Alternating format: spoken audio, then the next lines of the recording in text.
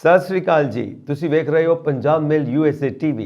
ਮੈਂ ਹਾਂ ਸੰਜੀਵ ਯਸ਼ ਖੰਨਾ। ਤੁਹਾਡਾ ਸਾਰਿਆਂ ਦਾ ਸਵਾਗਤ ਖਬਰਾਂ ਦੇ ਇਸ ਬੁਲੇਟਿਨ ਦੇ ਵਿੱਚ। ਖਬਰਾਂ ਦੇ ਇਸ ਬੁਲੇਟਿਨ ਦੇ ਸਪਾਂਸਰਸ ਨੇ ਰੀਮੈਕਸ ਦੇ ਰੀਅਲਟਰ ਗੁਰਜਤਿੰਦਰ ਸਿੰਘ ਰੰਧਾਵਾ। ਤੁਸੀਂ ਹਰ ਤਰ੍ਹਾਂ ਦੀ ਪ੍ਰਾਪਰਟੀ ਖਰੀਦਣ ਅਤੇ ਵੇਚਣ ਲਈ ਉਹਨਾਂ ਨੂੰ ਸੰਪਰਕ ਕਰ ਸਕਦੇ ਹੋ। ਰੀਮੈਕਸ ਰੀਅਲ ਐਸਟੇਟ ਦੀ ਦੁਨੀਆ ਦਾ ਮੰਨਿਆ ਪਰਮੰਨਿਆ ਨਾਂ। Phone number 9163209444 9163209444। ਹੁਣ ਪੇਸ਼ ਨੇ ਚੋਣਵੀਆਂ ਖਬਰਾਂ। ਬ੍ਰਿਟੇਨ ਦਾ PM ਬਣਨ ਤੇ ਸੁਨਕ ਨੂੰ ਬਾਈਡਨ ਸਮੇਤ ਨਾਰਾਇਣ ਮੂਰਤੀ ਅਤੇ ਮਹਿੰਦਰਾ ਨੇ ਦਿੱਤੀ ਵਧਾਈ। 6 ਰਾਜਾਂ ਵੱਲੋਂ ਰਾਸ਼ਟਰਪਤੀ ਦੀ ਕਰਜ਼ਾ ਮੁਆਫੀ ਯੋਜਨਾ ਵਿਰੁੱਧ ਅਪੀਲ ਦਾਇਰ।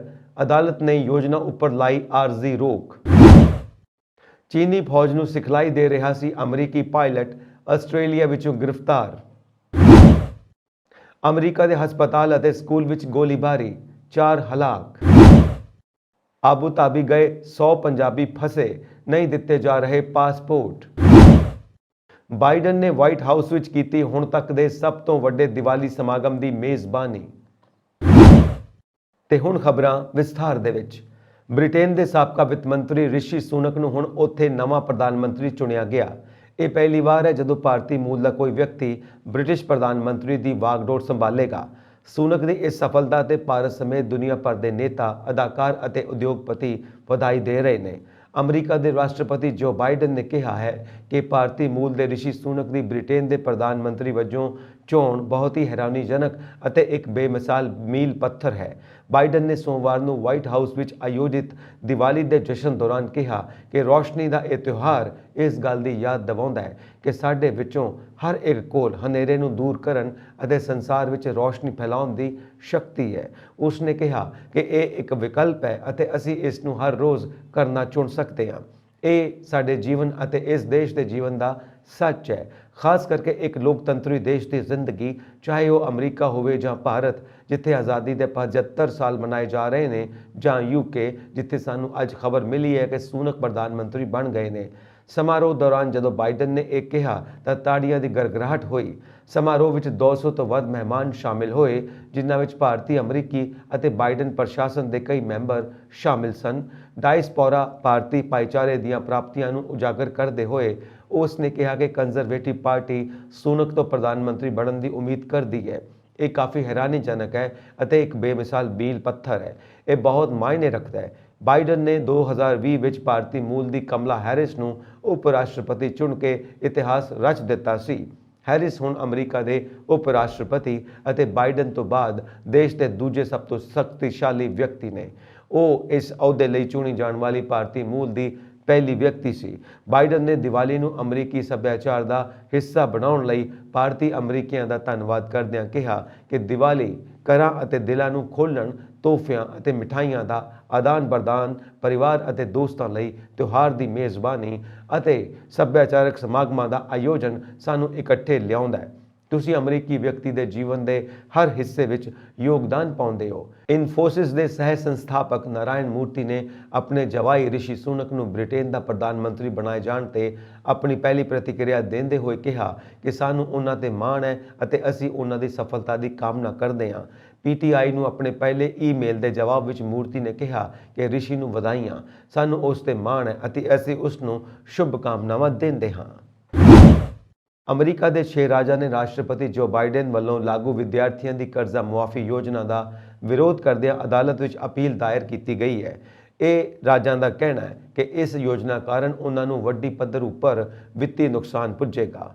ਕੰਜ਼ਰਵੇਟਿਵ ਰਿਪਬਲਿਕਨ ਪਾਰਟੀ ਦੀ ਸੱਤਾ ਵਾਲੇ 6 ਰਾਜ ਅਰਕਨਸਾਸ, ਲੋਵਾ, ਕੰਸਾਸ, ਮਿਸੌਰੀ, ਨੇਬਰਾਸਕਾ ਤੇ ਦੱਖਣੀ ਕੈਰੋਲਿਨਾ ਦੁਆਰਾ ਦਾਇਰ ਅਪੀਲ ਵਿੱਚ ਕਿਹਾ ਗਿਆ ਕਿ ਰਾਸ਼ਟਰਪਤੀ ਇੰਨੀ ਵੱਡੀ ਪੱਧਰ ਉੱਪਰ ਕਰਜ਼ਾ ਮੁਆਫ ਕਰਨ ਦਾ ਅਧਿਕਾਰ ਨਹੀਂ ਰੱਖਦੇ।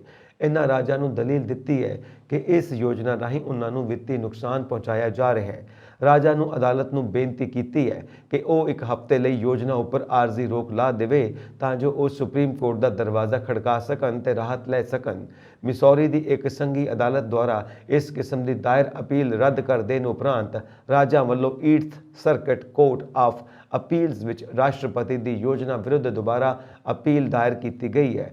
फिलहाल अदालत ने राज्यां ਦੀ अपील ਤੇ योजना ਉੱਪਰ ਆਰਜ਼ੀ ਤੌਰ ਤੇ ਰੋਕ ਲਗਾ ਦਿੱਤੀ ਹੈ। 8th circuit court of appeals ਦੇ ਕੁੱਲ 11 ਸਰਗਰਮ ਜੱਜਾਂ ਵਿੱਚੋਂ ਸਾਬਕਾ ਰਾਸ਼ਟਰਪਤੀ ਜਾਰਜ ਡਬਲਿਊ ਬੁਸ਼ ਦੁਆਰਾ 5, ਡੋਨਲਡ ਟਰੰਪ ਵੱਲੋਂ 4 ਤੇ ਜਾਰਜ HW ਤੇ ਬਰਾਕ ओबामा ਦੁਆਰਾ ਇੱਕ ਜੱਜ ਦੀ ਨਿਯੁਕਤੀ ਕੀਤੀ ਗਈ ਹੈ।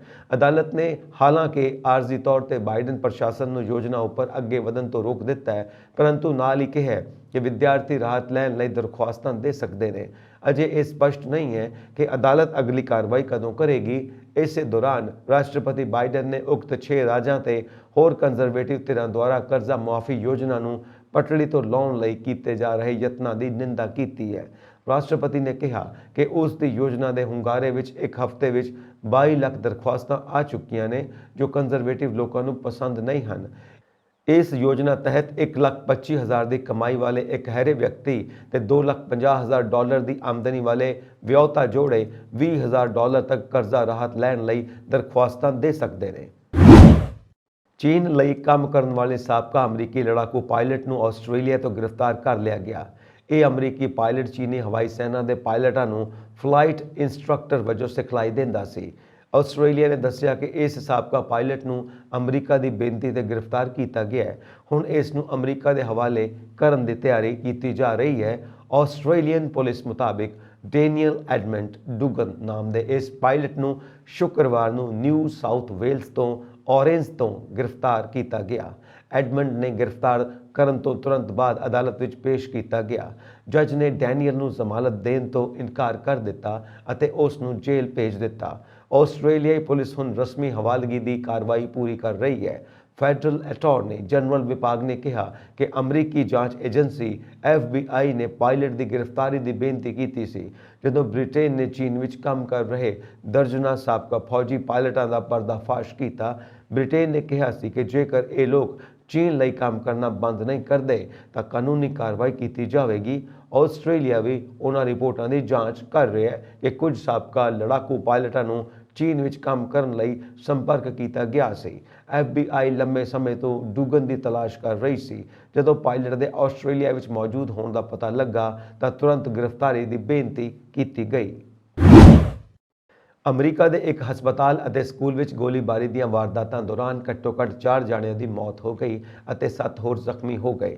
ਪਹਿਲੀ ਵਾਰਦਾਤ ਟੈਕਸਸ ਦੇ ਡੈਲਸ ਸ਼ਹਿਰ ਦੇ ਹਸਪਤਾਲ ਵਿੱਚ ਵਾਪਰੀ, ਜਿੱਥੇ ਅਪਰਾਧ ਰਿਕਾਰਡ ਵਾਲਾ ਇੱਕ ਸ਼ਖਸ ਆਪਣੀ ਪ੍ਰੇਮਿਕਾ ਨੂੰ ਮਿਲਣ ਦੇ ਬਹਾਨੇ ਹਸਪਤਾਲ ਵਿੱਚ ਦਾਖਲ ਹੋਇਆ ਅਤੇ ਗੋਲੀਆਂ ਚਲਾ ਦਿੱਤੀਆਂ। ਦੂਜੀ ਵਾਰਦਾਤ ਮਜ਼ੂਰੀ ਸੂਬੇ ਦੇ ਸੇਂਟ ਲੂਈ ਦੇ ਹਾਈ ਸਕੂਲ ਵਿੱਚ ਵਾਪਰੀ, ਜਿੱਥੇ 19 ਸਾਲ ਦੇ ਬੰਦੂਕਧਾਰੀ ਨੇ ਗੋਲੀਆਂ ਚਲਾ ਦਿੱਤੀਆਂ। ਰੋਜ਼ਗਾਰ ਦੇ ਸਿਲਸਿਲੇ ਵਿੱਚ ਆਬੂ ਧਾਬੀ ਦੀ ਇੱਕ ਪ੍ਰਾਈਵੇਟ ਕੰਪਨੀ ਵਿੱਚ ਕੰਮ ਕਰਨ ਗਏ 100 ਪੰਜਾਬੀ ਉੱਥੇ ਫਸ ਗਏ ਨੇ ਕਿਉਂਕਿ ਉਹਨਾਂ ਨੂੰ ਕੰਮ ਤੋਂ ਹਟਾ ਦਿੱਤਾ ਗਿਆ ਹੈ, ਪਰ ਪਾਸਪੋਰਟ ਵਾਪਸ ਨਹੀਂ ਦਿੱਤੇ ਜਾ ਰਹੇ। ਸਮਾਜ ਸੇਵੀ ਦਿਲਬਾਗ ਸਿੰਘ ਨੇ ਇਸ ਮਾਮਲੇ ਵਿੱਚ ਵਿਦੇਸ਼ ਮੰਤਰੀ S ਜੈਸ਼ੰਕਰ ਨੂੰ ਪੱਤਰ ਲਿਖ ਕੇ ਨੌਜਵਾਨਾਂ ਦੀ ਮਦਦ ਕਰਨ ਦੀ ਅਪੀਲ ਕੀਤੀ ਹੈ। ਪਿੰਡ ਬੈਨਾਪੁਰ ਦੇ ਵਸਨੀਕ ਦਿਲਬਾਗ ਦੇ ਵਿਦੇਸ਼ ਮੰਤਰੀ ਡਾਕਟਰ S ਜੈਸ਼ੰਕਰ ਨੂੰ ਲਿਖੇ ਪੱਤਰ ਵਿੱਚ ਕਿਹਾ ਗਿਆ ਕਿ ਸੁਖੇਅਰ ਜਨਰਲ ਕੰਟਰੈਕਟਿੰਗ ਕੰਪਨੀ ਆਬੂ ਧਾਬੀ ਨੇ ਇਹਨਾਂ ਨੂੰ ਕੰਮ ਤੋਂ ਕੱਢ ਦਿੱਤਾ ਹੈ, ਪਰ ਪਾਸਪੋਰਟ ਵਾਪਸ ਨਹੀਂ ਕਰ ਰਹੀ, ਜਿਸ ਕਾਰਨ ਨੌਜਵਾਨ ਵਾਪਸ ਨਹੀਂ ਆ ਸਕਦੇ। ਵਿਦੇਸ਼ ਮੰਤਰੀ ਤੋਂ ਆਬੂ ਧਾਬੀ ਸਥਿਤ ਭਾਰਤੀ ਦੂਤਘਰ ਨੂੰ ਨਿਰਦੇਸ਼ ਦੇ ਕੇ ਇਹ ਮਾਮਲਾ ਅਮੀਰਾਤ ਦੇ ਅਧਿਕਾਰੀਆਂ ਕੋਲ ਉਠਾਉਣ ਦੀ ਬੇਨਤੀ ਕੀਤੀ ਗਈ ਹੈ। ਸਿੰਘ ਨੇ ਕਿਹਾ ਕਿ ਜ਼ਿਆਦਾਤਰ ਕਰਮਚਾਰੀਆਂ ਨੇ ਭਾਰਤ ਪਰਤਣ ਲਈ ਆਨਲਾਈਨ ਅਪਲਾਈ ਕੀਤਾ ਹੈ, ਪਰ ਪਾਸਪੋਰਟ ਨਾ ਹੋਣ ਕਾਰਨ ਉਹ ਨਹੀਂ ਆ ਸਕਦੇ। ਉਹਨਾਂ ਦੇ ਮਾਤਾ-ਪਿਤਾ ਹਵਾਈ ਟਿਕਟ ਦਾ ਭੁਗਤਾਨ ਕਰਨ ਲਈ ਤਿਆਰ ਨੇ, ਪਰ ਕੰਪਨੀ ਪਾਸਪੋਰਟ ਵਾਪਸ ਨਹੀਂ ਕਰ ਰਹੀ। ਸਿੰਘ ਨੇ ਕੇਂਦਰ ਨੂੰ ਇਸ ਮਾਮਲੇ ਵਿੱਚ ਦਖਲ ਦੇਣ ਅਤੇ ਉੱਥੇ ਹੈਲਪ ਡੈਸਕ ਖੋਲ੍ਹਣ ਦੀ ਅਪੀਲ ਕੀਤੀ ਹੈ। ਉਹਨਾਂ ਨੇ ਇਸ ਪੱਤਰ ਦੀ ਕਾਪੀ ਪੰਜਾਬ ਦੇ ਮੁੱਖ ਮੰਤਰੀ ਦਫ਼ਤਰ ਨੂੰ ਭੇਜ ਕੇ ਮੁੱਖ ਮੰਤਰੀ ਭਗਵੰਤ ਸਿੰਘ ਮਾਨ ਨੂੰ ਵੀ ਇਸ ਮਾਮਲੇ ਵਿੱਚ ਮਦਦ ਕਰਨ ਦੀ ਅਪੀਲ ਕੀਤੀ ਹੈ। ਅਮਰੀਕੀ ਰਾਸ਼ਟਰਪਤੀ ਜੋ ਬਾਈਡਨ ਅਤੇ ਉਹਨਾਂ ਦੀ ਪਤਨੀ ਜਿਲ ਬਾਈਡਨ ਨੇ ਸੋਮਵਾਰ ਨੂੰ ਵਾਈਟ ਹਾਊਸ ਵਿੱਚ ਦੀਵਾਲੀ ਦੇ ਜਸ਼ਨ ਦੀ ਮੇਜ਼ਬਾਨੀ ਕੀਤੀ। ਉਹਨਾਂ ਕਿਹਾ ਕਿ ਜਦੋਂ ਤੋਂ ਜਾਰਜ ਬੁਸ਼ ਪ੍ਰਸ਼ਾਸਨ ਨੇ ਵਾਈਟ ਹਾਊਸ ਵਿੱਚ ਦੀਵਾਲੀ ਮਨਾਉਣੀ ਸ਼ੁਰੂ ਕੀਤੀ ਹੈ, ਉਦੋਂ ਤੋਂ ਇਹ ਹੁਣ ਤੱਕ ਦਾ ਸਭ ਤੋਂ ਵੱਡਾ ਜਸ਼ਨ ਹੈ। ਈਸਟ ਰੂਮ ਵਿੱਚ ਆਯੋਜਿਤ ਸਮਾਰੋਹ ਵਿੱਚ 200 ਤੋਂ ਵੱਧ ਉੱਘੇ ਭਾਰਤੀ ਅਮਰੀਕੀਆਂ ਨੇ ਸ਼ਿਰਕਤ ਕੀਤੀ। ਈਸਟ ਰੂਮ ਭਾਰਤ ਅਮਰੀਕਾ ਸਬੰਧਾਂ ਨਾਲ ਸੰਬੰਧਿਤ ਵੱਖ-ਵੱਖ ਇਤਿਹਾਸਿਕ ਘਟਨਾਵਾਂ ਦਾ ਗਵਾਹ ਰਿਹਾ ਹੈ, ਜਿਸ ਵਿੱਚ 2008 ਵਿੱਚ ਪਰਮਾਣੂ ਸਮਝੌਤੇ ਤੇ ਦਸਤਖਤ ਅਤੇ ਉਸ ਸਮੇਂ ਦੇ ਅਮਰੀਕੀ ਰਾਸ਼ਟਰਪਤੀ ਬਰਾਕ ਓਬਾਮਾ ਅਤੇ ਤਤਕਾਲੀ ਪ੍ਰਧਾਨ ਮੰਤਰੀ ਮਨਮੋਹਨ ਸਿੰਘ ਦੀ ਪ੍ਰੈਸ ਕਾਨਫਰੰਸ ਸ਼ਾਮਿਲ ਹੈ। ਦੀਵਾਲੀ ਦੇ ਜਸ਼ਨਾਂ ਵਿੱਚ ਕੁਝ ਮਨਮੋਹਕ ਸੱਭਿਆਚਾਰਕ ਪ੍ਰੋਗਰਾਮ ਦੇਖਣ ਨੂੰ ਮਿਲੇ, ਜਿਨ੍ਹਾਂ ਵਿੱਚ ਸਿਤਾਰ ਵਾਦਕ ਰਿਸ਼ਵ ਸ਼ਰਮਾ ਅਤੇ ਡਾਂਸ ਟਰੂਪ ਦੀ ਸਾ ਡਾਂਸ ਕੰਪਨੀ ਦੀ ਪੇਸ਼ਕਾਰੀ ਸ਼ਾਮਿਲ ਸੀ। ਸਾੜੀਆਂ, ਲਹਿੰਗਾ ਅਤੇ ਸ਼ੇਰਵਾਨੀਆਂ ਵਰਗੇ ਰਵਾਇਤੀ ਭਾਰਤੀ ਪਹਿਰਾਵੇ ਵਿੱਚ ਸਜੇ ਮਹਿਮਾਨਾਂ ਨੇ ਭਾਰਤੀ ਪਕਵਾਨਾਂ ਦਾ ਆਨੰਦ ਮਾਣਿਆ। ਬਾਈਡਨ ਨੇ ਦੀਵਾਲੀ ਮਨਾਉਣ ਲਈ ਸਮਾਗਮ ਦੌਰਾਨ 2 ਬੱਚਿਆਂ ਨੂੰ ਸਟੇਜ ਤੇ ਬੁਲਾਇਆ। US ਇੰਡੀਆ ਬਿਜ਼ਨਸ ਕੌਂਸਲ ਦੇ ਪ੍ਰਧਾਨ ਅਤੁਲ ਕੇਸ਼ਵ ਨੇ ਸਮਾਰੋਹ ਦੌਰਾਨ PTI ਨੂੰ ਦੱਸਿਆ ਕਿ ਇਹ ਇਸ ਗੱਲ ਦਾ ਜਸ਼ਨ ਹੈ ਕਿ ਭਾਰਤੀ ਅਮਰੀਕੀ ਭਾਈਚਾਰੇ ਨੇ ਅਮਰੀਕਾ ਵਿੱਚ ਕੀ ਹਾਸਿਲ ਕੀਤਾ ਹੈ। ਦੀਵਾਲੀ ਤੇ ਸਾਡੀ ਮੇਜ਼ਬਾਨੀ ਕਰਨ ਲਈ ਅਸੀਂ ਰਾਸ਼ਟਰਪਤੀ ਅਤੇ ਵਾਈਟ ਹਾਊਸ ਦੇ ਧੰਨਵਾਦੀ ਹਾਂ। ਮੈਂ ਇੱਕ ਭਾਰਤੀ ਅਮਰੀਕੀ ਦੇ ਤੌਰ ਤੇ ਇੱਥੇ ਆ ਕੇ ਬਹੁਤ ਖੁਸ਼ਕਿਸਮਤ ਮਹਿਸੂਸ ਕਰ ਰਿਹਾ। ਅਮਰੀਕਾ ਦੇ ਸਭ ਤੋਂ ਵੱਡੇ ਦੱਖਣੀ ਏਸ਼ੀਆਈ ਟੈਲੀਵਿਜ਼ਨ ਚੈਨਲ TV ਏਸ਼ੀਆ ਦੇ ਚੇਅਰਮੈਨ ਅਤੇ CEO HR ਸ਼ਾਹ ਨੇ ਕਿਹਾ ਕਿ ਦੀਵਾਲੀ ਮਨਾਉਣ ਲਈ ਇੱਥੇ ਆਉਣਾ ਇੱਕ ਸਨਮਾਨ ਅਤੇ ਖੁਸ਼ਕਿਸਮਤੀ ਦੀ ਗੱਲ ਹੈ। ਭਾਰਤੀ ਅਮਰੀਕੀ ਇਸ ਲਈ ਰਾਸ਼ਟਰਪਤੀ ਅਤੇ ਪਹਿਲੀ ਮਹਿਲਾ ਦੇ ਧੰਨਵਾਦੀ ਨੇ। ਇਸ ਤੋਂ ਪਹਿਲਾਂ ਮਹਿਮਾਨਾਂ ਦਾ ਸਵਾਗਤ ਕਰਦੇ ਹੋਏ ਬਾਈਡਨ ਨੇ ਕਿਹਾ ਕਿ ਇੰਨੇ ਵੱਡੇ ਪੱਧਰ ਤੇ ਵਾਈਟ ਹਾਊਸ ਵਿੱਚ ਇਹ ਪਹਿਲਾ ਦੀਵਾਲੀ ਦਾ ਜਸ਼ਨ ਹੈ। ਉਸ ਨੇ ਕਿਹਾ ਕਿ ਦੱਖਣੀ ਏਸ਼ੀਆਈ ਭਾਈਚਾਰੇ ਨੇ ਦੇਸ਼ ਨੂੰ ਮਹਾਮਾਰੀ ਤੋਂ ਬਾਹਰ ਆਉਣ ਵਿੱਚ ਮਦਦ ਕੀਤੀ ਹੈ। ਇਸ ਦੇ ਨਾਲ ਹੀ ਇੱਕ ਅਰਥ ਵਿਵਸਥਾ ਬਣਾਈ ਗਈ ਹੈ ਜਿਸ ਵਿੱਚ ਸਭ ਲਈ ਕੰਮ ਕੀਤਾ ਜਾਂਦਾ ਹੈ। ਇਸ ਦੌਰਾਨ ਅਮਰੀਕਾ ਵਿੱਚ ਕਈ ਭਾਰਤੀ ਅਮਰੀਕੀ ਸੰਸਦ ਮੈਂਬਰਾਂ ਨੇ ਦੀਵਾਲੀ ਮਨਾਈ, ਸਮਾਜ ਦੇ ਯੋਗਦਾਨ ਅਤੇ ਆਧੁਨਿਕ ਸੰਸਾਰ ਵਿੱਚ ਰੋਸ਼ਨੀ ਦੇ ਤਿਉਹਾਰ ਦੀ ਸਾਰਥਕਤਾ ਦੀ ਝਲਕ ਪੇਸ਼ ਕੀਤੀ। ਦੀਵਾਲੀ ਦਾ ਤਿਉਹਾਰ ਬੁਰਾਈ ਤੇ ਚੰਗਿਆਈ, ਹਨੇਰੇ ਤੇ ਚਾਨਣ ਅਤੇ ਅਗਿਆਨਤਾ ਤੇ ਗਿਆਨ ਦੀ ਜਿੱਤ ਦਾ ਪ੍ਰਤੀਕ ਹੈ। ਭਾਰਤੀ ਅਮਰੀਕੀ ਸੰਸਦ ਰਾਜਾ ਕ੍ਰਿਸ਼ਨਾ ਮੂਰਤੀ ਨੇ ਸੋਮਵਾਰ ਨੂੰ ਕਿਹਾ ਕਿ ਜਿਵੇਂ ਕਿ ਦੁਨੀਆ ਭਰ ਵਿੱਚ ਰੋਸ਼ਨੀ ਦਾ ਤਿਉਹਾਰ ਮਨਾਇਆ ਜਾਂਦਾ ਹੈ, ਮੈਂ ਉਮੀਦ ਕਰਦਾ ਕਿ ਅਸੀਂ ਚੁਣੌਤੀ ਅਤੇ ਅਨਿਸ਼ਚਿਤਤਾ ਦੇ ਸਮੇਂ ਵਿੱਚ ਅਮਰੀਕਾ ਅਤੇ ਦੁਨੀਆ ਭਰ ਵਿੱਚ ਇੱਕ ਬਿਹਤਰ ਭਵਿੱਖ ਬਣਾਉਣ ਲਈ ਇਸ ਊਰਜਾ ਅਤੇ ਉਤਸ਼ਾਹ ਦੀ ਵਰਤੋਂ ਕਰਾਂਗੇ। ਭਾਰਤੀ ਅਮਰੀਕੀ ਸੰਸਦ ਮੈਂਬਰ ਪ੍ਰਮਿਲਾ ਜੈਪਾਲ ਨੇ ਕਿਹਾ ਕਿ ਦੀਵਾਲੀ ਇਹ ਯਾਦ ਦਿਵਾਉਣ ਦਾ ਮੌਕਾ ਹੈ ਕਿ ਆਜ਼ਾਦੀ, ਚੰਗਿਆਈ ਅਤੇ ਕਾਰਜ ਦੀ ਹਮੇਸ਼ਾ ਜਿੱਤ ਹੋਣੀ ਚਾਹੀਦੀ ਹੈ। ਉਹਨਾਂ ਕਿਹਾ ਕਿ ਰੋਸ਼ਨੀ ਦੇ ਇਸ ਤਿਉਹਾਰ ਤੇ ਆਓ ਅਸੀਂ ਆਪਣੇ ਕੰਮਾਂ ਰਾਹੀਂ ਆਪਣੇ ਭਾਈਚਾਰਿਆਂ ਅਤੇ ਆਪਣੇ ਆਲੇ ਦੁਆਲੇ ਦੇ ਲੋਕਾਂ ਦੇ ਜੀਵਨ ਵਿੱਚ ਉਮੀਦ, ਖੁਸ਼ੀਆਂ ਅਤੇ ਰੋਸ਼ਨੀ ਲਿਆਉਣ ਦਾ ਸੰਕਲਪ ਕਰੀਏ। ਹੁਣ ਸਾਨੂੰ ਨਫ਼ਰਤ, ਇਸਲਾਮੋਫੋਬੀਆ ਅਤੇ ਨਸਲਵਾਦ ਖਿਲਾਫ ਪਹਿਲਾਂ ਨਾਲੋਂ ਜ਼ਿਆਦਾ ਮਜ਼ਬੂਤ ਹੋਣ ਦੀ ਲੋੜ ਹੈ ਅਤੇ ਇਹ ਦੁਹਰਾਉਣ ਦੀ ਲੋੜ ਹੈ ਕਿ ਸਾਡੇ ਦੇਸ਼ ਵਿੱਚ ਉਹਨਾਂ ਦੀ ਕੋਈ ਥਾਂ ਨਹੀਂ। ਭਾਰਤੀ ਅਮਰੀਕੀ ਸੰਸਦ ਮੈਂਬਰ ਰੋ ਖੰਨਾ ਨੇ ਕਿਹਾ ਕਿ ਦੀਵਾਲੀ ਇੱਕ ਅਜਿਹਾ ਮਹੱਤਵਪੂਰਨ ਪਲ ਹੈ ਜਦੋਂ ਅਸੀਂ ਸਭ ਕੁਝ ਭੁੱਲ ਜਾਂਦੇ ਹਾਂ ਅਤੇ ਔਖੇ ਸਮੇਂ ਵਿੱਚ ਵੀ ਜਸ਼ਨ ਮਨਾਉਂਦੇ ਹਾਂ। ਉਸ ਨੇ ਕਿਹਾ ਕਿ ਚਾਨਣ ਦੀ ਹਮੇਸ਼ਾ ਹਨੇਰੇ ਤੇ ਜਿੱਤ ਹੋਵੇਗੀ। ਆਮ ਆਦਮੀ ਪਾਰਟੀ ਦੇ ਕੈਬਨਿਟ ਮੰਤਰੀ ਫੌਜਾ ਸਿੰਘ ਸਰਾਰੀ ਖਿਲਾਫ ਵੱਡੀ ਕਾਰਵਾਈ ਕੀਤੀ ਜਾ ਸਕਦੀ ਹੈ। ਮੰਤਰੀ ਫੌਜਾ ਸਿੰਘ ਸਰਾਰੀ ਦੀ ਕੁਝ ਦਿਨ ਪਹਿਲਾਂ ਇੱਕ ਆਡੀਓ ਲੀਕ ਹੋਈ ਸੀ, ਜਿਸ ਤੋਂ ਬਾਅਦ ਉਹਨਾਂ ਦੀਆਂ ਮੁਸ਼ਕਿਲਾਂ ਲਗਾਤਾਰ ਵੱਧ ਰਹੀਆਂ ਨੇ। ਵਿਰੋਧੀਆਂ ਵੱਲੋਂ ਲਗਾਤਾਰ ਮੰਤਰੀ ਸਰਾਰੀ ਤੇ ਨਿਸ਼ਾਨਾ ਵਿੰਨ੍ਹਿਆ ਜਾ ਰਿਹਾ ਹੈ। ਹੁਣ ਦੱਸਿਆ ਜਾ ਰਿਹਾ ਹੈ ਕਿ ਪੰਜਾਬ ਦੀ ਭਗਵੰਤ ਮਾਨ ਸਰਕਾਰ ਮੰਤਰੀ ਸਰਕਾਰੀ ਤੇ ਜਵਾਬੀ ਕਾਰਵਾਈ ਕਰ ਸਕਦੀ ਹੈ। ਮੰਤਰੀ ਸਰਾਰੀ ਨੂੰ ਕੁਝ ਦਿਨ ਪਹਿਲਾਂ ਇਸ ਸੰਬੰਧੀ ਨੋਟਿਸ ਵੀ ਭੇਜਿਆ ਗਿਆ ਸੀ, ਜਿਸ ਦਾ ਉਹਨਾਂ ਵੱਲੋਂ ਅਜੇ ਤੱਕ ਕੋਈ ਜਵਾਬ ਨਹੀਂ ਦਿੱਤਾ ਗਿਆ। ਇਹ ਵੀ ਦੱਸਣਯੋਗ ਹੈ ਕਿ ਮੰਤਰੀ ਫੌਜਾ ਸਿੰਘ ਸਰਾਰੀ ਤੇ ਭ੍ਰਸ਼ਟਾਚਾਰ ਕਰਨ ਦੇ ਕਥਿਤ ਦੋਸ਼ ਲੱਗੇ ਨੇ। ਇਸ ਸਬੰਧ ਵਿੱਚ ਇੱਕ ਆਡੀਓ ਵਾਇਰਲ ਹੋਈ ਹੈ। ਇਸ ਕਥਿਤ ਆਡੀਓ ਵਿੱਚ ਮੰਤਰੀ ਤੇ OSD ਵਿਚਕਾਰ ਗੱਲਬਾਤ ਹੋ ਰਹੀ ਹੈ, ਜਿਸ ਵਿੱਚ ਕਥਿਤ ਤੌਰ ਤੇ ਮੰਤਰੀ ਨੂੰ OSD ਚਾਹ ਪਾਣੀ ਪੀਣ ਦੀ ਗੱਲ ਕਰ ਰਿਹਾ ਹੈ। ਇਸ ਆਡੀਓ ਵਿੱਚ DFSC ਦਾ ਵੀ ਜ਼ਿਕਰ ਹੈ। ਇਸ ਦੇ ਚਲਦੇ ਪੰਜਾਬ ਸਰਕਾਰ ਵੱਲੋਂ ਸਰਾਰੀ ਨੂੰ ਬਕਾਇਦਾ ਨੋਟਿਸ ਭੇਜ ਕੇ ਜਵਾਬ ਮੰਗਿਆ ਗਿਆ ਹੈ, ਪਰ ਉਹਨਾਂ ਵੱਲੋਂ ਅਜੇ ਤੱਕ ਕੋਈ ਜਵਾਬ ਨਹੀਂ ਦਿੱਤਾ ਗਿਆ। ਭਾਰਤੀ ਕਿਸਾਨ ਯੂਨੀਅਨ ਏਕਤਾ ਉਗਰਾਹਾਂ ਤੇ ਪੰਜਾਬ ਸਰਕਾਰ ਆਮੋ ਸਾਹਮਣੇ ਹੋ ਗਈਆਂ ਨੇ। ਕਿਸਾਨ ਯੂਨੀਅਨ ਦਾ ਇਲਜ਼ਾਮ ਹੈ ਕਿ ਭਗਵੰਤ ਮਾਨ ਸਰਕਾਰ ਟਾਲ ਮਟੋਲ ਦੀ ਨੀਤੀ ਅਪਣਾ ਰਹੀ ਹੈ, ਜਦੋਂ ਕਿ ਮੁੱਖ ਮੰਤਰੀ ਭਗਵੰਤ ਮਾਨ ਨੇ ਕਿਹਾ ਕਿ ਕਿਸਾਨਾਂ ਦੀਆਂ ਮੰਗਾਂ ਮੰਨ ਲਈਆਂ ਨੇ ਤੇ ਬਾਕੀ ਕੇਂਦਰ ਨਾਲ ਸੰਬੰਧਿਤ ਮੰਗਾਂ ਬਾਰੇ ਮੋਦੀ ਸਰਕਾਰ ਨੂੰ ਲਿਖਿਆ ਗਿਆ ਹੈ। ਮੁੱਖ ਮੰਤਰੀ ਦੇ ਬਿਆਨ ਮਗਰੋਂ ਕਿਸਾਨ ਲੀਡਰ ਵੀ ਖਫਾ ਹੋ ਗਏ ਨੇ। ਇਸ ਲਈ ਸਰਕਾਰ ਦੇ ਰੁਖ ਨੂੰ ਵੇਖ ਕੇ ਸੰਗਰੂਰ ਸਥਿਤ ਮੁੱਖ ਮੰਤਰੀ ਭਗਵੰਤ ਮਾਨ ਦੀ ਕੋਠੀ ਅੱਗੇ ਪੱਕਾ ਮੋਰਚਾ ਲਾਈ ਬੈਠੇ ਕਿਸਾਨ ਸੰਘਰਸ਼ ਨੂੰ ਤੇਜ਼ ਕਰਨ ਦੇ ਰੌਂਅ ਵਿੱਚ ਨੇ। ਭਾਰਤੀ ਕਿਸਾਨ ਯੂਨੀਅਨ ਏਕਤਾ ਉਗਰਾਹਾਂ ਨੇ ਮੰਨੀਆਂ ਮੰਗਾਂ ਲਾਗੂ ਕਰਨ ਵਿੱਚ ਪੰਜਾਬ ਸਰਕਾਰ ਤੇ ਟਾਲ ਮਟੋਲ ਦਾ ਦੋਸ਼ ਲਾਉਂਦਿਆਂ 29 ਅਕਤੂਬਰ ਨੂੰ ਵੱਡਾ ਇਕੱਠ ਕਰਕੇ ਅਗਲਾ ਐਕਸ਼ਨ ਕਰਨ ਦਾ ਐਲਾਨ ਕੀਤਾ ਹੈ।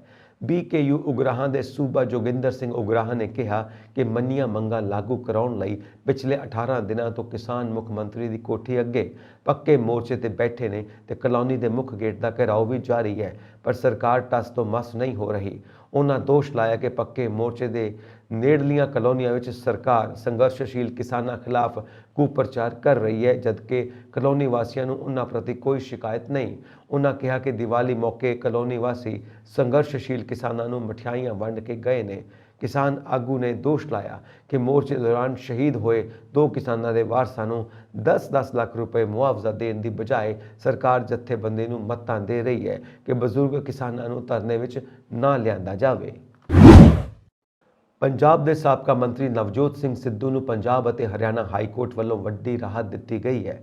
ਪਟਿਆਲਾ ਜੇਲ੍ਹ ਵਿੱਚ ਬੰਦ ਨਵਜੋਤ ਸਿੰਘ ਸਿੱਧੂ ਵੱਲੋਂ ਲੁਧਿਆਣਾ ਜ਼ਿਲ੍ਹਾ ਅਦਾਲਤ ਵਿੱਚ ਵੀਡੀਓ ਕਾਨਫਰੰਸਿੰਗ ਜ਼ਰੀਏ ਪੇਸ਼ ਹੋਣ ਦੀ ਪਟੀਸ਼ਨ ਨੂੰ ਹਾਈ ਕੋਰਟ ਨੇ ਮਨਜ਼ੂਰ ਕਰ ਲਿਆ ਹੈ। ਹੁਣ ਨਵਜੋਤ ਸਿੱਧੂ ਨੂੰ ਫਿਜ਼ੀਕਲ ਤੌਰ ਤੇ ਲੁਧਿਆਣਾ ਜ਼ਿਲ੍ਹਾ ਅਦਾਲਤ ਵਿੱਚ ਪੇਸ਼ ਨਹੀਂ ਹੋਣਾ ਪਵੇਗਾ। ਦੱਸਣਯੋਗ ਹੈ ਕਿ ਕੁਝ ਦਿਨ ਪਹਿਲਾਂ ਨਵਜੋਤ ਸਿੱਧੂ ਨੂੰ ਲੁਧਿਆਣਾ ਜੇਲ੍ਹ ਅਦਾਲਤ ਵੱਲੋਂ ਤਲਬ ਕੀਤਾ ਗਿਆ ਸੀ। ਸਿੱਧੂ ਨੇ ਸਿਹਤ ਨਾ ਠੀਕ ਹੋਣ ਕਰਕੇ ਅਤੇ ਆਪਣੀ ਜਾਨ ਨੂੰ ਖਤਰਾ ਦੱਸਦੇ ਹੋਏ ਇਸ ਮਾਮਲੇ ਵਿੱਚ ਵੀਡੀਓ ਕਾਨਫਰੰਸਿੰਗ ਜ਼ਰੀਏ ਪੇਸ਼ੀ ਭੁਗਤਣ ਦੀ ਇਜਾਜ਼ਤ ਮੰਗੀ ਸੀ, ਪਰ ਅਦਾਲਤ ਨੇ ਉਹਨਾਂ ਨੂੰ ਨਿੱਜੀ ਤੌਰ ਤੇ ਪੇਸ਼ ਹੋਣ ਦੇ ਹੁਕਮ ਜਾਰੀ ਕੀਤੇ ਸਨ। ਇਸ ਤੋਂ ਬਾਅਦ ਨਵਜੋਤ ਸਿੰਘ ਸਿੱਧੂ ਨੇ ਹੇਠਲੀ ਅਦਾਲਤ ਦੇ ਹੁਕਮਾਂ ਖਿਲਾਫ ਪਟੀਸ਼ਨ ਦਾਇਰ ਕੀਤੀ ਸੀ। CJM ਸੁਮੀਤ ਕੱਕੜ ਵੱਲੋਂ ਸਿੱਧੂ ਨੂੰ 31 ਅਕਤੂਬਰ ਨੂੰ ਅਦਾਲਤ ਵਿੱਚ ਪੇਸ਼ ਕਰਨ ਲਈ ਪ੍ਰੋਡਕਸ਼ਨ ਵਾਰੰਟ ਵੀ ਜਾਰੀ ਕਰ ਦਿੱਤਾ ਗਿਆ ਸੀ। ਦਰਅਸਲ ਸਾਬਕਾ DSP ਬਲਵਿੰਦਰ ਸਿੰਘ ਸੇਖੋਂ ਅਤੇ ਸਾਬਕਾ ਖੁਰਾਕ ਸਪਲਾਈ ਮੰਤਰੀ ਭਾਰਤ ਭੂਸ਼ਣ ਆਸ਼ੂ ਵਿਚਕਾਰ CLAU ਨੂੰ ਲੈ ਕੇ ਕਾਫੀ ਵੱਡਾ ਵਿਵਾਦ ਹੋਇਆ ਸੀ। ਇਸ ਵਿਵਾਦ ਵਿੱਚ ਆਸ਼ੂ ਨੇ ਸਾਬਕਾ DSP ਨੂੰ ਧਮਕੀ ਤੱਕ ਦੇ ਦਿੱਤੀ ਸੀ। ਇਸ ਤੇ ਸਾਬਕਾ DSP ਨੇ ਆਸ਼ੂ ਦੀ ਸ਼ਿਕਾਇਤ ਤਤਕਾਲੀ ਲੋਕਲ ਬਾਡੀਜ਼ ਮੰਤਰੀ ਨਵਜੋਤ ਸਿੰਘ ਸਿੱਧੂ ਨੂੰ ਕੀਤੀ ਸੀ, ਪਰ ਜਦੋਂ ਕੋਈ ਕਾਰਵਾਈ ਨਾ ਹੋਈ ਤਾਂ ਸਾਬਕਾ DSP ਨੇ ਮਾਮਲਾ ਅਦਾਲਤ ਵਿੱਚ ਦਾਇਰ ਕਰਵਾ ਦਿੱਤਾ ਸੀ। ਇਸ ਮਾਮਲੇ ਵਿੱਚ ਨਵਜੋਤ ਸਿੰਘ ਸਿੱਧੂ ਨੂੰ ਗਵਾਹ ਬਣਾਇਆ ਗਿਆ ਸੀ। ਅਦਾਲਤ ਨੇ ਹੁਕਮ ਜਾਰੀ ਕੀਤੇ ਸਨ ਕਿ ਨਵਜੋਤ ਸਿੰਘ ਸਿੱਧੂ ਨੂੰ ਅਦਾਲਤ ਵਿੱਚ ਪੇਸ਼ ਹੋ ਕੇ ਗਵਾਹੀ ਦੇਣੀ ਚਾਹੀਦੀ ਹੈ।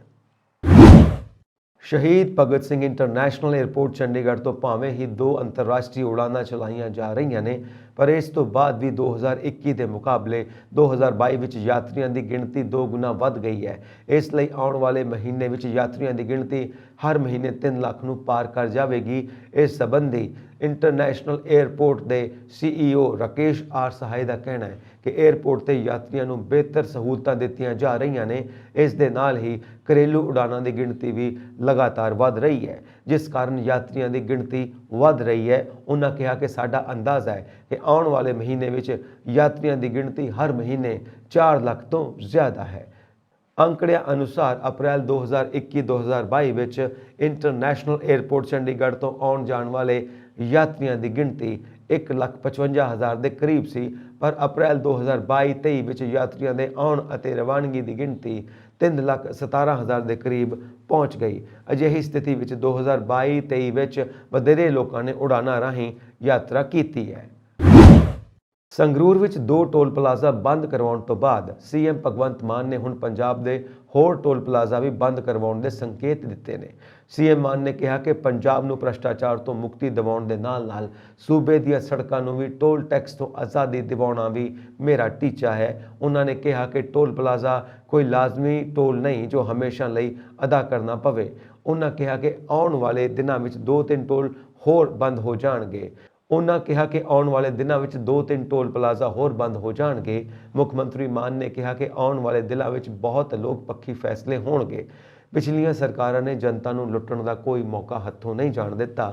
ਉਹਨਾਂ ਕਿਹਾ ਕਿ ਲੋਕਾਂ ਤੋਂ ਟੈਕਸ ਦੇ ਰੂਪ ਵਿੱਚ ਲਏ ਗਏ ਪੈਸੇ ਲੋਕਾਂ ਤੇ ਹੀ ਖਰਚ ਕੀਤੇ ਜਾਣਗੇ। ਉਹਨਾਂ ਕਿਹਾ ਕਿ ਤਕਰੀਬਨ ਸਾਰੀਆਂ ਸੜਕਾਂ ਤੇ ਟੋਲ ਪਲਾਜ਼ੇ ਲਗਾ ਕੇ ਲੋਕਾਂ ਨੂੰ ਲੁੱਟਿਆ ਜਾ ਰਿਹਾ ਹੈ। ਹੁਣ ਅਸੀਂ ਲੋਕਾਂ ਨੂੰ ਰਾਹਤ ਦੇਵਾਂਗੇ ਤੇ ਇੱਕ-ਇੱਕ ਕਰਕੇ ਸਾਰੇ ਟੋਲ ਪਲਾਜ਼ੇ ਚੁਕਾਵਾਂਗੇ। ਇਸ ਤੋਂ ਪਹਿਲਾਂ CM ਮਾਨ ਨੇ ਕਿਹਾ ਕਿ ਇੱਕ ਦੂਜੇ ਸ਼ਹਿਰਾਂ ਨੂੰ ਆਪਸ ਵਿੱਚ ਜੋੜਨ ਵਾਲੇ ਸੂਬੇ ਦੇ ਜ਼ਿਆਦਾਤਰ ਮੁੱਖ ਮਾਰਗ ਅੱਜ ਵੀ ਅਜਿਹੇ ਨੇ ਜਿਨ੍ਹਾਂ ਤੇ ਟੋਲ ਟੈਕਸ ਦੇ ਨਾਂ ਤੇ ਪੈਸੇ ਵਸੂਲੇ ਜਾ ਰਹੇ ਨੇ, ਪਰ ਉਹਨਾਂ ਵੀ ਕਾਫੀ ਟੋਲ ਪਲਾਜ਼ਾ ਆਪਣੀ ਸਮਾਂ ਹੱਦ ਪੂਰਾ ਕਰ ਚੁੱਕੇ ਨੇ, ਜਿਨ੍ਹਾਂ ਨੂੰ ਆਉਣ ਵਾਲੇ ਦਿਨਾਂ ਵਿੱਚ ਬੰਦ ਕੀਤਾ ਜਾਵੇਗਾ।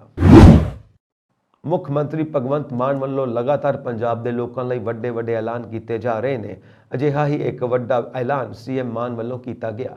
ਉਹਨਾਂ ਕਿਹਾ ਕਿ ਅਸੀਂ ਪੰਜਾਬ ਵਿੱਚ ਬੁਨਿਆਦੀ ਢਾਂਚੇ ਨੂੰ ਵਿਕਸਿਤ ਕਰਕੇ ਸਾਰੇ ਡਿਗਰੀ ਹੋਲਡਰਾਂ ਨੂੰ ਕੰਮ ਦੇਵਾਂਗੇ। ਇਹ ਐਲਾਨ ਉਹਨਾਂ ਵਿਸ਼ਵਕਰਮਾ ਦਿਵਸ ਮੌਕੇ ਲੁਧਿਆਣਾ ਵਿੱਚ ਰਾਜ ਪੱਧਰੀ ਸਮਾਰੋਹ ਦੀ ਪ੍ਰਧਾਨਗੀ ਕਰਦੇ ਹੋਏ ਸਭਾ ਨੂੰ ਸੰਬੋਧਨ ਕਰਦਿਆਂ ਕੀਤਾ। ਉਹਨਾਂ ਕਿਹਾ ਕਿ ਭਗਵਾਨ ਵਿਸ਼ਵਕਰਮਾ ਬ੍ਰਹਿਮੰਡ ਵਿੱਚ ਰਚਨਾਤਮਕਤਾ, ਇੰਜੀਨੀਅਰਿੰਗ, ਨਿਰਮਾਣ ਸ਼ੈਲੀ ਅਤੇ ਟੈਕਨੋਲੋਜੀ ਦੇ ਆਗੂ ਸਨ। ਪਿਛਲੀਆਂ ਸਰਕਾਰਾਂ ਨੇ ਸੂਬੇ ਦੀ ਦੌਲਤ ਨੂੰ ਬੇਰਹਿਮੀ ਨਾਲ ਲੁਟਾਇਆ ਅਤੇ ਸੂਬੇ ਦਾ ਅਥਾਹ ਨੁਕਸਾਨ ਕੀਤਾ। ਭਗਵੰਤ ਮਾਨ ਨੇ ਕਿਹਾ ਕਿ ਹੁਣ ਉਹ ਭਗਵਾਨ ਵਿਸ਼ਵਕਰਮਾ ਦੇ ਆਸ਼ੀਰਵਾਦ ਨਾਲ ਸੂਬੇ ਨੂੰ ਹੋਏ ਨੁਕਸਾਨ ਦੀ ਭਰਵਾਈ ਕਰਨ ਵਿੱਚ ਰੁੱਝੇ ਹੋਏ ਨੇ। ਮਜ਼ਦੂਰਾਂ ਅਤੇ ਕਾਰੀਗਰਾਂ ਨੂੰ ਸੂਬੇ ਅਤੇ ਦੇਸ਼ ਦੇ ਬੁਨਿਆਦੀ ਢਾਂਚੇ ਨੂੰ ਮਜ਼ਬੂਤ ਕਰਨ ਲਈ ਠੋਸ ਉਪਰਾਲੇ ਕਰਨ ਦਾ ਸੱਦਾ ਦਿੰਦਿਆਂ ਮੁੱਖ ਮੰਤਰੀ ਨੇ ਕਿਹਾ ਕਿ ਇਹ ਭਗਵਾਨ ਵਿਸ਼ਵਕਰਮਾ ਨੂੰ ਸੱਚੀ ਅਤੇ ਢੁਕਵੀਂ ਸ਼ਰਧਾਂਜਲੀ ਹੋਵੇਗੀ। ਮਾਨ ਨੇ ਕਿਹਾ ਕਿ ਭਗਵਾਨ ਵਿਸ਼ਵਕਰਮਾ ਦੀ ਵਿਚਾਰਧਾਰਾ ਅਤੇ ਸਿੱਖਿਆਵਾਂ ਅਨੁਸਾਰ ਪੰਜਾਬ ਸਰਕਾਰ ਸੂਬੇ ਭਰ ਦੇ ਨੌਜਵਾਨਾਂ ਨੂੰ ਹੁਨਰ ਸਿਖਲਾਈ ਤੇ ਜ਼ੋਰ ਦੇ ਰਹੀ ਹੈ।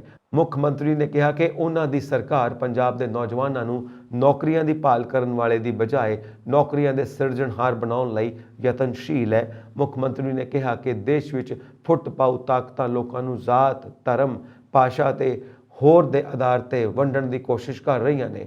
ਉਹਨਾਂ ਕਿਹਾ ਕਿ ਇਹ ਸਾਡੇ ਦੇਸ਼ ਦੇ ਹਿੱਤ ਵਿੱਚ ਨਹੀਂ ਹੈ। ਇਸ ਦੇ ਲਈ ਸਾਨੂੰ ਭਾਈਚਾਰਕ ਸਾਂਝ, ਆਪਸੀ ਭ੍ਰਿਸ਼ਟਾਚਾਰ ਅਤੇ ਨੈਤਿਕ ਕਦਰਾਂ ਕੀਮਤਾਂ ਨੂੰ ਮਜ਼ਬੂਤ ਕਰਨਾ ਹੋਵੇਗਾ। ਕੇਂਦਰ ਸਰਕਾਰ ਵੱਲੋਂ ਰਾਜਾਂ ਦੇ ਅਧਿਕਾਰ ਨੂੰ ਨਿਗਲ ਕੇ ਦੇਸ਼ ਦੇ ਸੰਘੀ ਢਾਂਚੇ ਨੂੰ ਨੁਕਸਾਨ ਪਹੁੰਚਾਉਣ ਤੇ ਵੀ ਦੁੱਖ ਪ੍ਰਗਟ ਕੀਤਾ। ਮੁੱਖ ਮੰਤਰੀ ਨੇ ਕਿਹਾ ਕਿ ਇਹ ਲੋਕਤੰਤਰ ਦੀ ਮੂਲ ਭਾਵਨਾ ਦੇ ਵਿਰੁੱਧ ਹੈ ਅਤੇ ਇਸ ਨੂੰ ਕਿਸੇ ਵੀ ਕੀਮਤ ਤੇ ਬਰਦਾਸ਼ਤ ਨਹੀਂ ਕੀਤਾ ਜਾ ਸਕਦਾ। ਉਹਨਾਂ ਕਿਹਾ ਕਿ ਵੱਖ-ਵੱਖ ਵਿਚਾਰਾਂ ਅਤੇ ਨਜ਼ਰੀਆ ਵਾਲਾ ਲੋਕਤੰਤਰ ਹਮੇਸ਼ਾ ਸਫਲ ਹੁੰਦਾ ਹੈ। ਭਗਵੰਤ ਮਾਨ ਨੇ ਕਿਹਾ ਕਿ ਲੋਕਤੰਤਰ ਵਿੱਚ ਵਿਰੋਧੀ ਧਿਰ ਅਤੇ ਮੁੱਖ ਬੈਂਚ ਦੋਵੇਂ ਅਹਿਮ ਹੁੰਦੇ ਨੇ। ਲੋਕਤੰਤਰ ਵਿੱਚ ਹਰ ਕਿਸੇ ਦੀ ਰਾਏ ਨੂੰ ਮਹੱਤਵ ਦਿੱਤਾ ਜਾਣਾ ਚਾਹੀਦਾ ਹੈ। ਭਗਵੰਤ ਮਾਨ ਨੇ ਕਿਹਾ ਕਿ ਲੋਕਤੰਤਰ ਵਿੱਚ ਵਿਰੋਧੀ ਧਿਰ ਅਤੇ ਮੁੱਖ ਬੈਂਚ ਦੋਵੇਂ ਅਹਿਮ ਹੁੰਦੇ ਨੇ। ਲੋਕਤੰਤਰ ਵਿੱਚ ਹਰ ਕਿਸੇ ਦੀ ਰਾਏ ਨੂੰ ਮਹੱਤਵ ਦਿੱਤਾ ਜਾਣਾ ਚਾਹੀਦਾ ਹੈ। ਪੰਜਾਬੀਆਂ ਨੇ ਇੱਕ ਵਾਰ ਫਿਰ ਪੂਰੀ ਦੁਨੀਆ ਵਿੱਚ ਬੱਲੇ ਬੱਲੇ ਕਰਾ ਦਿੱਤੀ ਹੈ। ਬ੍ਰਿਟੇਨ ਦੇ ਬਣੇ ਨਵੇਂ ਪ੍ਰਧਾਨ ਮੰਤਰੀ ਰਿਸ਼ੀ ਸੁਨਕ ਗੁਜਰਾਂਵਾਲਾ ਦੇ ਪੰਜਾਬੀ ਖੱਤਰੀ ਪਰਿਵਾਰ ਦੇ ਪੋਤਰੇ ਨੇ। ਉਹਨਾਂ ਦੇ ਦਾਦਾ ਰਾਮਦਾਸ ਸੁਨਕ ਨੂੰ 1930 ਦੇ ਦਹਾਕੇ ਦੌਰਾਨ ਗੁਜਰਾਂਵਾਲਾ ਛੱਡਣ ਲਈ ਮਜਬੂਰ ਕੀਤਾ ਗਿਆ ਅਤੇ ਉਹ 1935 ਵਿੱਚ ਕਲਰਕ ਵਜੋਂ ਕੰਮ ਕਰਨ ਲਈ ਨੈਰੋਬੀ ਚਲੇ ਗਏ। ਰਿਸ਼ੀ ਸੁਨਕ ਦੇ ਦਾਦੀ ਸੁਹਾਗਰਾਣੀ ਸੁਨਕ ਆਪਣੀ ਸੱਸ ਦੇ ਨਾਲ ਬਾਅਦ ਵਿੱਚ 1937 ਵਿੱਚ ਆਪਣੇ ਪਤੀ ਨਾਲ ਦਿੱਲੀ ਚਲੇ ਗਏ। ਰਿਸ਼ੀ ਦੇ ਪਿਤਾ ਰਿਸ਼ਵੀਰ ਸੁਨਕ ਦਾ ਜਨਮ 1949 ਵਿੱਚ ਨੈਰੋਬੀ ਵਿੱਚ ਹੋਇਆ ਸੀ। ਉਹ ਲਿਵਰਪੂਲ ਯੂਨੀਵਰਸਿਟੀ ਤੋਂ ਮੈਡੀਸਨ ਦੀ ਡਿਗਰੀ ਕਰਨ ਲਈ 1966 ਵਿੱਚ ਲਿਵਰਪੂਲ ਚਲੇ ਗਏ। ਉਹਨਾਂ ਨੇ 1977 ਵਿੱਚ ਊਸ਼ਾ ਨਾਲ ਵਿਆਹ ਕਰਵਾਇਆ ਅਤੇ 3 ਸਾਲ ਬਾਅਦ 12 ਮਈ 1980 ਨੂੰ ਸਾਊਥਹੈਂਪਟਨ ਵਿੱਚ ਰਿਸ਼ੀ ਸੁਨਕ ਦਾ ਜਨਮ ਹੋਇਆ। ਰਿਸ਼ੀ ਭਾਰਤੀ ਸਾਫਟਵੇਅਰ ਕੰਪਨੀ ਇਨਫੋਸਿਸ ਦੇ ਸਹਿਬਾਨੀ ਨਾਰਾਇਣ ਮੂਰਤੀ ਦੇ ਜਵਾਈ ਨੇ। ਰਿਸ਼ੀ ਨੇ ਅਮਰੀਕਾ ਦੀ ਸਟੈਨਫੋਰਡ ਯੂਨੀਵਰਸਿਟੀ ਤੋਂ MBA ਕੀਤੀ ਹੈ। ਸੁਨਕ ਨੇ ਆਕਸਫੋਰਡ ਯੂਨੀਵਰਸਿਟੀ ਤੋਂ ਰਾਜਨੀਤੀ, ਦਰਸ਼ਨ ਅਤੇ ਅਰਥਸ਼ਾਸਤਰ ਦੀ ਪੜ੍ਹਾਈ ਕੀਤੀ। ਰਾਜਨੀਤੀ ਵਿੱਚ ਆਉਣ ਤੋਂ ਪਹਿਲਾਂ ਰਿਸ਼ੀ ਨੇ ਨਿਵੇਸ਼ ਬੈਂਕ ਗੋਲਡਮੈਨ ਰੌਕਸ ਅਤੇ ਹੇਜ਼ ਫੰਡ ਵਿੱਚ ਕੰਮ ਕੀਤਾ। ਇਸ ਤੋਂ ਬਾਅਦ ਉਹਨਾਂ ਨੇ ਇੱਕ ਨਿਵੇਸ਼ ਫਰਮ ਦੀ ਸਥਾਪਨਾ ਕੀਤੀ। ਉਹਨਾਂ ਦੀ ਮਾਂ ਇੱਕ ਫਾਰਮਾਸਿਸਟ ਹੈ ਅਤੇ ਨੈਸ਼ਨਲ ਹੈਲਥ ਸਰਵਿਸਿਜ਼ NHS ਵਿੱਚ ਨੌਕਰੀ ਕਰਦੀ ਹੈ। ਸੁਨਕ ਦੇ ਪਿਤਾ ਆਕਸਫੋਰਡ ਯੂਨੀਵਰਸਿਟੀ ਅਤੇ ਸਟੈਨਫੋਰਡ ਯੂਨੀਵਰਸਿਟੀ ਦੇ ਗ੍ਰੈਜੂਏਟ ਨੇ। ਰਿਸ਼ੀ ਸੁਨਕ ਦੀਆਂ 2 ਧੀਆਂ ਨੇ ਜਿਨ੍ਹਾਂ ਦਾ ਵਿਆਹ ਹੋ ਚੁੱਕਾ ਹੈ। ਉਹਨਾਂ ਦੀ ਪਤਨੀ ਅਕਸ਼ਤਾ ਮੂਰਤੀ ਬ੍ਰਿਟੇਨ ਦੀਆਂ ਸਭ ਤੋਂ ਅਮੀਰ ਔਰਤਾਂ ਵਿੱਚੋਂ ਇੱਕ ਹੈ। ਭਾਰਤ ਆਜ਼ਾਦ ਹੋਇਆ 75 ਸਾਲ ਬੀਤ ਗਏ ਨੇ ਪਰ ਔਰਤਾਂ ਅਜੇ ਵੀ ਪੂਰੀ ਤਰ੍ਹਾਂ ਆਜ਼ਾਦ ਨਹੀਂ ਹਨ। ਰੋਜ਼ਾਨਾ ਉਹਨਾਂ ਨਾਲ ਜ਼ਬਰ, ਜ਼ਿਨਾ, ਸ਼ੋਸ਼ਣ ਅਤੇ ਉਤਪੀੜਨ ਦੀਆਂ ਘਟਨਾਵਾਂ ਸਾਹਮਣੇ ਆਉਂਦੀਆਂ ਨੇ। ਜਦੋਂ ਤੱਕ ਔਰਤਾਂ ਪ੍ਰਤੀ ਮਾਨਸਿਕਤਾ ਨੂੰ ਬਦਲਿਆ ਨਹੀਂ ਜਾਂਦਾ ਉਦੋਂ ਤੱਕ ਔਰਤ ਆਜ਼ਾਦ ਮਹਿਸੂਸ ਨਹੀਂ ਕਰੇਗੀ। ਸੀਰੀਆ, ਇਰਾਕ ਵਰਗੇ ਮੁਲਕਾਂ ਦੀ ਗੱਲ ਕੀਤੀ ਜਾਵੇ ਤਾਂ ਇੱਥੇ ਮਾਸੂਮ ਕੁੜੀਆਂ ਨੂੰ ਗੁਲਾਮ ਬਣਾ ਦਿੱਤਾ ਜਾਂਦਾ ਹੈ। ਹੈਰਾਨੀ ਦੀ ਗੱਲ ਹੈ ਕਿ ਅਜਿਹਾ ਹੀ ਘਿਨਾਉਣਾ ਜੁਰਮ ਹੁਣ ਭਾਰਤ ਦੇ ਇੱਕ ਸੂਬੇ ਵਿੱਚ ਵੀ ਵੇਖਣ ਨੂੰ ਮਿਲ ਰਿਹਾ ਹੈ। ਦਰਅਸਲ ਰਾਜਸਥਾਨ ਦੇ ਅੱਧਾ ਦਰਜਨ ਜ਼ਿਲ੍ਹਿਆਂ ਵਿੱਚ ਜਾਤੀ ਪੰਚਾਇਤ ਵੱਲੋਂ ਅਜਿਹਾ ਜੁਰਮ ਕੀਤਾ ਜਾ ਰਿਹਾ ਹੈ। 8 ਤੋਂ 18 ਸਾਲ ਦੀਆਂ ਕੁੜੀਆਂ ਨੂੰ ਨਿਲਾਮ ਕਰਕੇ ਯੂਪੀ, ਮੁੰਬਈ, ਦਿੱਲੀ ਅਤੇ ਇੱਥੋਂ ਤੱਕ ਕਿ ਵਿਦੇਸ਼ਾਂ ਤੱਕ ਵੇਚਿਆ ਜਾ ਰਿਹਾ ਹੈ। ਰਾਜਸਥਾਨ ਦੇ ਭੀਲਵਾੜਾ ਵਿੱਚ ਕਈ ਅਜਿਹੀਆਂ ਬਸਤੀਆਂ ਨੇ ਜਿੱਥੇ ਗਰੀਬ ਪਰਿਵਾਰਾਂ ਦੀਆਂ ਕੁੜੀਆਂ ਨੂੰ ਦਲਾਲ ਸਟੈਂਪ ਪੇਪਰ ਤੇ ਖਰੀਦ ਕੇ ਵੇਚਿਆ ਜਾਂਦਾ ਹੈ। ਭੀਲਵਾੜਾ ਵਿੱਚ ਕਈ ਬਸਤੀਆਂ ਵਿੱਚ ਅੱਜ ਵੀ 2 ਪੱਖਾਂ ਵਿਚਾਲੇ ਝਗੜਾ ਹੋਵੇ ਤਾਂ ਪੁਲਿਸ ਕੋਲ ਨਹੀਂ ਜਾਂਦੇ। ਝਗੜੇ ਦੇ ਨਿਪਟਾਰੇ ਲਈ ਜਾਤੀ ਪੰਚਾਇਤ ਬਿਠਾਈ ਜਾਂਦੀ ਹੈ। ਇੱਥੋਂ ਹੀ ਕੁੜੀਆਂ ਨੂੰ ਗੁਲਾਮ ਬਣਾਉਣ ਦੀ ਖੇਡ ਸ਼ੁਰੂ ਹੁੰਦੀ ਹੈ। ਜੇਕਰ ਉਹਨਾਂ ਨੂੰ ਵੇਚਿਆ ਨਹੀਂ ਜਾਂਦਾ ਤਾਂ ਉਹਨਾਂ ਦੀ ਮਾਂ ਨਾਲ ਜ਼ਬਰ, ਜ਼ਿਨਾ ਵਰਗੇ ਘਿਨਾਉਣੇ ਅਪਰਾਧ ਨੂੰ ਅੰਜਾਮ ਦਿੱਤਾ ਜਾਂਦਾ ਹੈ। ਇਸ ਅਪਰਾਧ ਨੂੰ ਅੰਜਾਮ ਦੇਣ ਲਈ ਜਾਤੀ ਪੰਚਾਇਤ ਕੁੜੀਆਂ 8 ਲੱਖ ਰੁਪਏ ਵਿੱਚ ਖਰੀਦਦੇ ਨੇ। ਕੁੜੀਆਂ ਨੂੰ ਖਰੀਦ ਕੇ ਉਹਨਾਂ ਨਾਲ ਜ਼ਬਰ, ਜ਼ਿਨਾ ਕੀਤਾ ਜਾਂਦਾ ਹੈ ਅਤੇ ਫਿਰ ਅੱਗੇ ਵੇਚ ਦਿੱਤਾ ਜਾਂਦਾ ਹੈ। ਪੰਚਾਇਤ ਦੇ ਏਜੰਟਾਂ ਦੇ ਖੌਫ ਅੱਗੇ ਕੋਈ ਪੁਲਿਸ ਅਤੇ ਪ੍ਰਸ਼ਾਸਨ ਬੋਲਣ ਦੀ ਹਿੰਮਤ ਨਹੀਂ ਕਰਦਾ। ਜ਼ਿਲ੍ਹਾ ਪ੍ਰਸ਼ਾਸਨ ਅਤੇ ਪੁਲਿਸ ਵੱਲੋਂ ਆਮ ਲੋਕਾਂ ਨੂੰ ਪਟਾਕੇ ਚਲਾਉਣ ਲਈ ਸ਼ਾਮ 7:30 ਤੋਂ ਰਾਤ 10:30 ਤੱਕ ਦਾ ਸਮਾਂ ਦਿੱਤਾ ਗਿਆ ਸੀ। ਇਸ ਵਾਰ ਦੀਵਾਲੀ ਤੇ ਸਰਕਾਰੀ ਹੁਕਮਾਂ ਤੇ ਪਟਾਕਿਆਂ ਦੇ ਸਾਰੇ ਰਿਕਾਰਡ ਟੁੱਟ ਗਏ ਅਤੇ ਸਰਕਾਰੀ ਹੁਕਮਾਂ ਦੀ ਜੰਮ ਕੇ ਉਲੰਘਣਾ ਹੋਈ। ਮਹਾਨਗਰ ਵਿੱਚ ਹਾਲਾਤ ਅਜਿਹੇ ਸਨ ਕਿ ਲੋਕ ਰਾਤ 2 ਵਜੇ ਤੱਕ ਪਟਾਕੇ ਚਲਾਉਂਦੇ ਰਹੇ ਅਤੇ ਮਾਹੌਲ ਵੀ ਬੁਰੀ ਤਰ੍ਹਾਂ ਦੂਸ਼ਿਤ ਹੋ ਗਿਆ। ਦੀਵਾਲੀ ਵਾਲੇ ਦਿਨ ਰਾਤ 12 ਵਜੇ ਤੋਂ ਬਾਅਦ ਅੰਮ੍ਰਿਤਸਰ ਜ਼ਿਲ੍ਹੇ ਦਾ AQI 에ਅਰ ਕੁਆਲਿਟੀ ਇੰਡੈਕਸ 500 ਦੇ ਕਰੀਬ ਪਹੁੰਚ ਗਿਆ ਸੀ, ਜਦੋਂ ਕਿ ਮੰਗਲਵਾਰ ਸ਼ਾਮ ਨੂੰ AQI 283 ਤੱਕ ਪਹੁੰਚ ਗਿਆ ਸੀ, ਜੋ ਸਿਹਤ ਲਈ ਬੇहद ਖਤਰਨਾਕ ਮੰਨਿਆ ਜਾਂਦਾ ਹੈ। ਦਮੇ ਦੇ ਰੋਗੀਆਂ ਲਈ ਦੀਵਾਲੀ ਦਾ ਦਿਨ ਬਹੁਤ ਖਤਰਨਾਕ ਹੋ ਜਾਂਦਾ ਹੈ, ਕਿਉਂਕਿ ਪਟਾਕਿਆਂ ਤੋਂ ਨਿਕਲਣ ਵਾਲੇ ਪ੍ਰਦੂਸ਼ਣ ਕਾਰਨ ਸਾਹ ਲੈਣਾ ਔਖਾ ਹੋ ਜਾਂਦਾ ਹੈ ਅਤੇ ਮਰੀਜ਼ ਦੀ ਮੌਤ ਵੀ ਹੋ ਸਕਦੀ ਹੈ। ਅਜਿਹੇ ਵਿੱਚ ਡਾਕਟਰ ਵੱਲੋਂ ਲੋਕਾਂ ਨੂੰ ਮਾਸਕ ਪਹਿਨਣ ਦੀ ਸਲਾਹ ਦਿੱਤੀ ਜਾਂਦੀ ਹੈ। ਇਹ ਸਨ ਅੱਜ ਦੀਆਂ ਮੁੱਖ ਖਬਰਾਂ। ਹੋਰ ਅਪਡੇਟਸ ਦੇ ਲਈ ਵੇਖਦੇ ਰਹੋ ਪੰਜਾਬ ਮੇਲ USA TV। ਸਬਸਕ੍ਰਾਈਬ ਕਰੋ ਪੰਜਾਬ ਮੇਲ USA TV। ਸਤਿ ਸ਼੍ਰੀ ਅਕਾਲ ਜੀ।